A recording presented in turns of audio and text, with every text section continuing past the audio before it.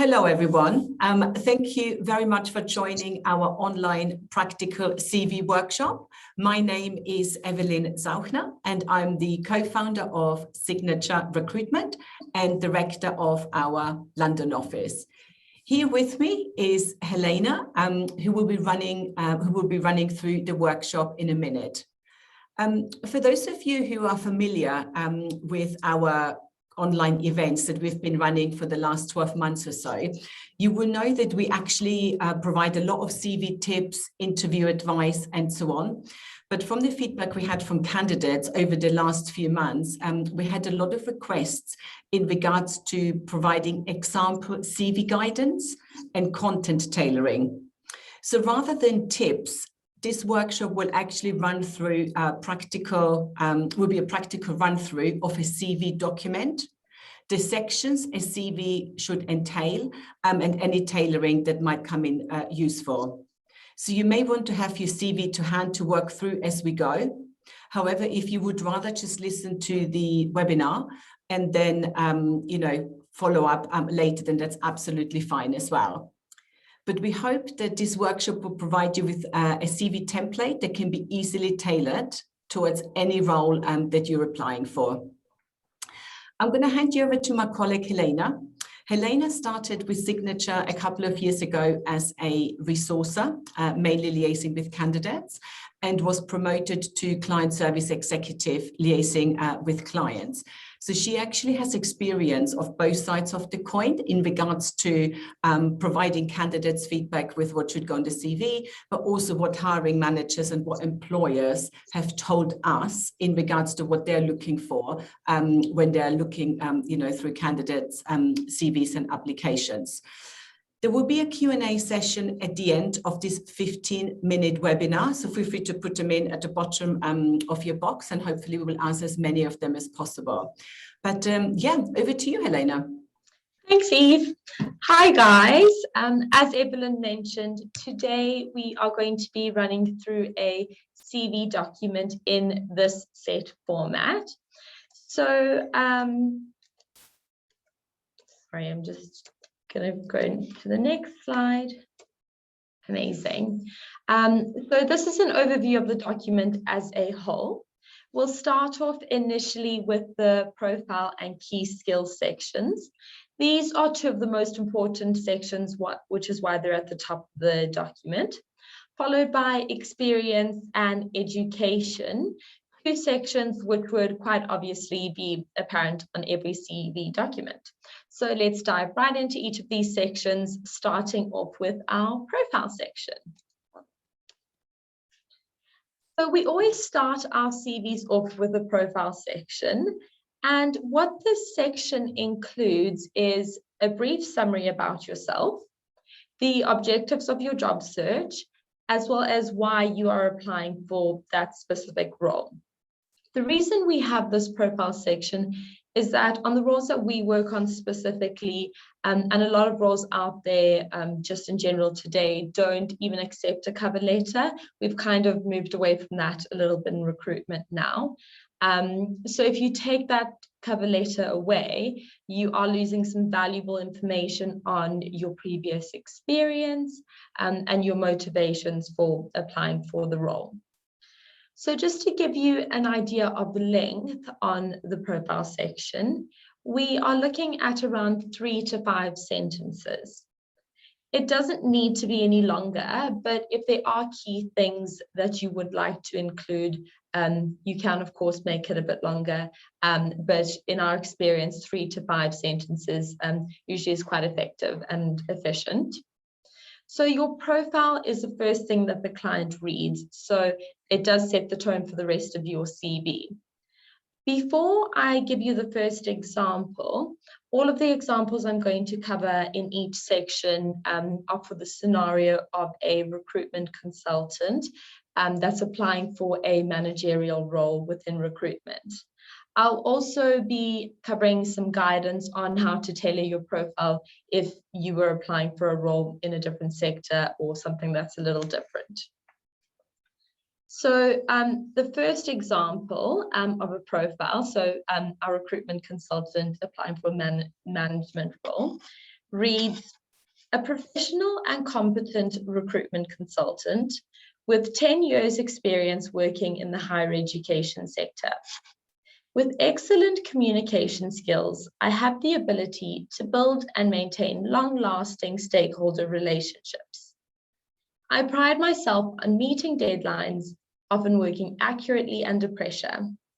For my next career step, I'd like to manage an ambitious team and contribute towards overall company objectives.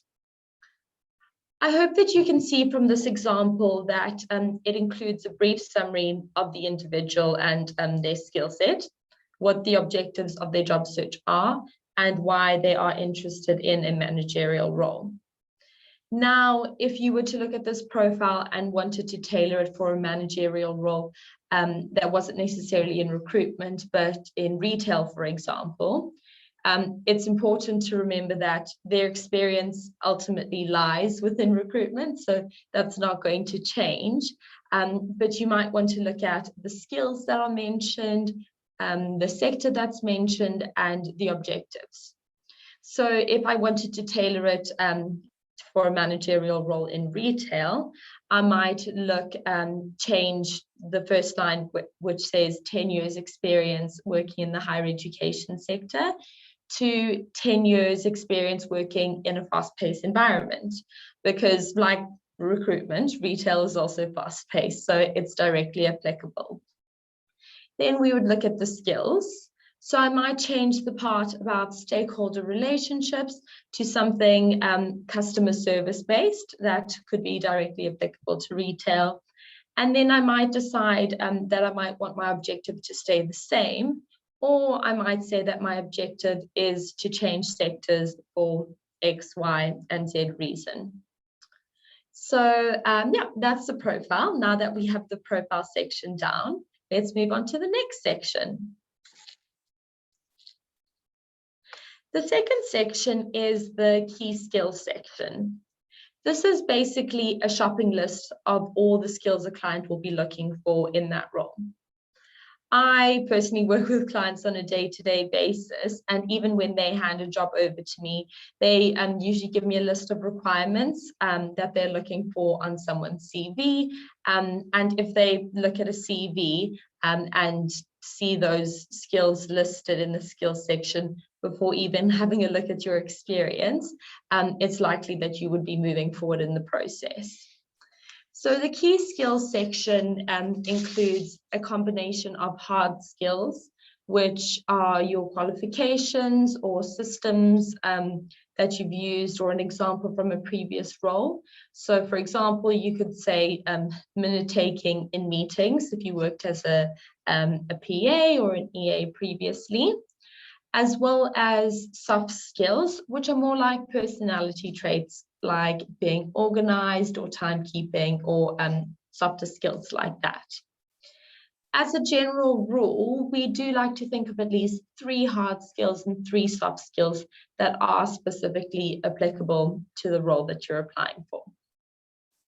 So for example, the recruitment consultant applying for a managerial role might list the following skills: people management, sickness, lateness and review process, stakeholder engagement skills, Microsoft Office and CRM knowledge, working well under pressure and to a deadline, attention to detail, for example, processing weekly payroll, and producing reports on a weekly and monthly basis. If they were now going forward for a role in retail, it's important to tailor those skills specifically to that role from reading the job spec.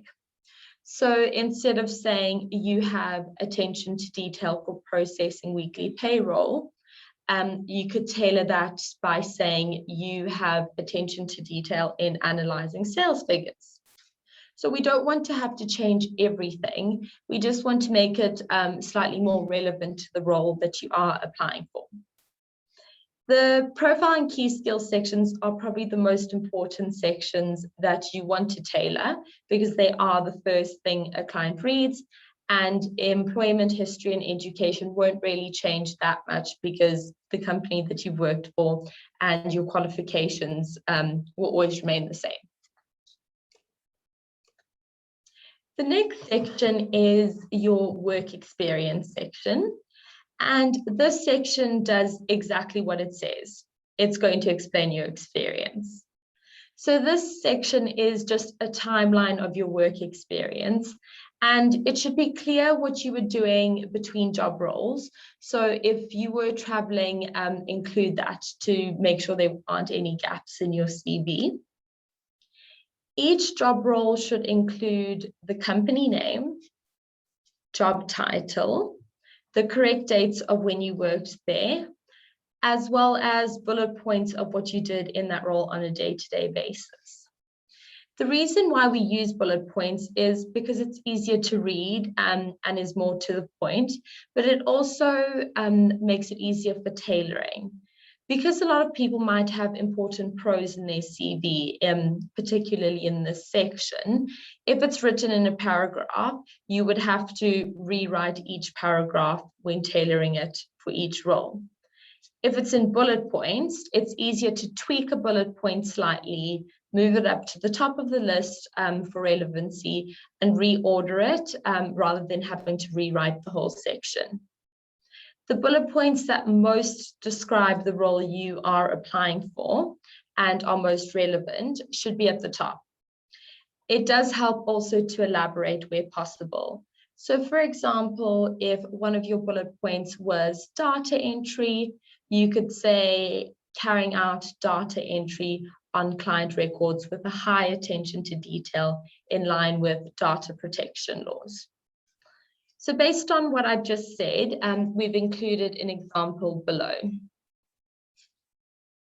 So even if this candidate was going forward for a role in retail, I would think any bullet points that are directly people or service related would probably be the top bullet points. Make sure to include all of your roles on your CV. Don't make a decision on what roles are relevant or not. The myth about how long your CV should be is just that, a myth.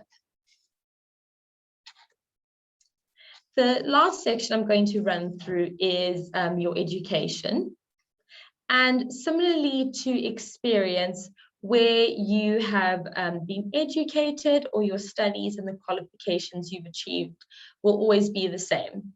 However, if you have gained any transferable skills from different qualifications you've achieved, it could be quite important to include those on your CV. Make sure to include all of your dates and your grades. You have worked quite hard for your qualifications, so don't sell yourself short and make sure you do include your grades on there. Also include any achievements, merits, awards, or extracurricular activities like being part of a committee or a society that could be relevant to a role. At Signature, we quite specifically work a lot within higher education. So while studying, if you're part of a society or a committee while in university, can be quite beneficial to include on your CV as that student-facing or interacting with academics experience would come in handy.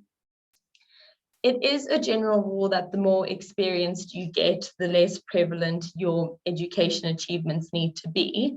But it will always be a fact that you did achieve those qualifications. So they will always be quite evident on your CV. So that's just an example of just how to lay it out. So that will take us top to bottom through a CV. If you want to include any elements, any other elements, definitely do that. For example, people going forward for publishing roles may want to include their interest in books. One thing I would recommend is not having a references section. You'll always be given the opportunity to provide references throughout the recruitment process, so it doesn't need to take up space on your CV document. So to summarize, You are going to have your experience and education, which will largely remain the same and can be formatted in a way that's more relevant to the role that you're applying for. But the majority of your tailoring is going to go into your profile and skills section.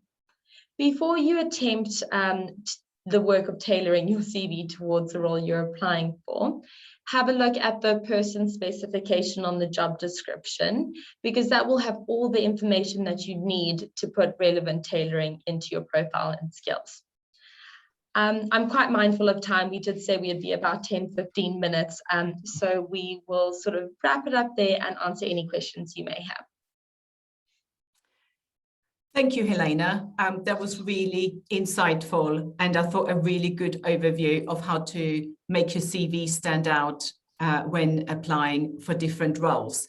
We've actually had a couple of questions come through, so please feel free to put them at the bottom.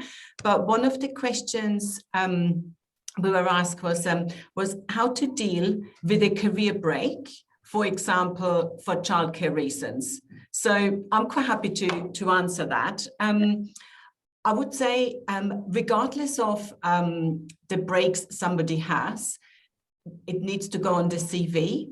I think, especially if it's to do with bringing up a family, I think a lot of employers would look at that in a way of all the skills that somebody would have gained from being really organized, being able to multitask, and whatnot. So I would actually say if that was a reason, it should definitely go on a CV. I think what employers are quite mindful of is when candidates have worked for different employers and there is a gap between employers and it doesn't really say why. I think that's when probably employers would question it. So you kind of want to really kind of overcome that objection before it even becomes one. So if it was because maybe you have taken just like a career break or a sabbatical, you could literally just put that down as a one-line statement. It could be obviously not in the last 12 months, but prior to that, if you had traveling, that could go on there. So I think the main bit of advice I would have is probably for your CV not to have any gaps that are not explained, because that's probably what employers would think, oh gosh, I wonder what happened, in that 12 months, in that 18 months, what did somebody do? But I hope that answered the question. But yeah, let us know if there's anything else you would like us to elaborate on that one. I can see some other questions coming in as well. So I'm just going to scroll down. So one of the questions here is, how many bullet points per job should be how many bullet points per job, and should there be a maximum? So I guess happy to answer that, Helena, if you would like me to.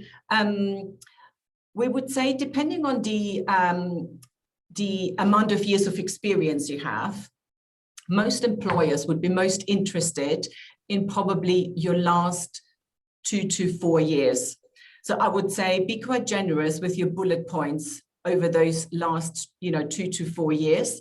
I would say there wouldn't be anything wrong with having anywhere between 12 and 15 in each of them. Obviously, if somebody had 6 roles in 2 years, we might have to abbreviate some of that, but really the most amount of information should be in your most recent roles. In regards to a role that goes further back on your CV, so maybe something somebody did 10, 12 years ago, I would say 1 to 3 bullet points would be more than enough for a client just to get a bit of an overview. But yeah, hopefully that has answered that question as well. Let me see what else we got here. I've worked in different countries and I'm looking to return to my home country, Australia, later this year. Am I best off maintaining the chronological approach for my career history, or should I make the positions held in my home country more prominent so that the recruiter can see I definitely have experience in the country to which I'm moving to? Do you want to answer that, Helena? Yeah, I would say, I think personally, from my experience, we usually, to have your roles listed in chronological order, like in date format, that would probably be the best. That way it just kind of like flows quite nicely. Your most recent experience and your most relevant experience would be listed at the top. Obviously still do include the roles that you had worked at in your home country previously, but I think your most recent experience is always quite relevant and quite interesting to any sort of like future employer. Yeah, I would say that as well, Helena. And I think working practices, I would imagine, between Australia and the UK might not be hugely different. I guess if you're working in specific sectors, not everything will translate, because qualifications, if you work in HR, I guess HR law in Australia might be a little bit different. There might be some other professions where maybe you might have to, transfer it. But yeah, I would probably still also say to do it in chronological order. But I'm quite mindful of time. I'm probably going to do one more question, if that's okay. To see if we actually answered some of that. How long should your CV be if you're saying we should bullet point all our roles? Anyone over 30 would have reams of paper. Yes, hopefully that was answered before. Like I said, client comp employers would be most interested in the last 2 to 4 years. And the rest of your experience could literally be very, very brief in regards to what you have done in those roles. So again, there is a bit of a myth. It has to be on two pages. It could be a touch longer if you feel it's relevant, but I feel quite confident even if somebody had, let's say, 8 to 10 years of experience, that a CV could still fit on about 2.5 pages. So so hopefully that has answered that as well. And I think looking at the time, that is probably it. I hope that everybody has found this brief practical workshop really useful. If there are any particular roles, that you're actually interested in, you're very welcome to look on our website, signaturerecruitment.co.uk, and see on our vacancy page if there's any roles that you might want to apply for. But thank you so much for your time. Best of luck with your CV tailoring, and obviously best of luck with your applications. And you will receive a copy of this webinar in the next 24 hours to your email address. So you have a copy of that as well. But yeah, thank you so much, everyone. Bye. Bye.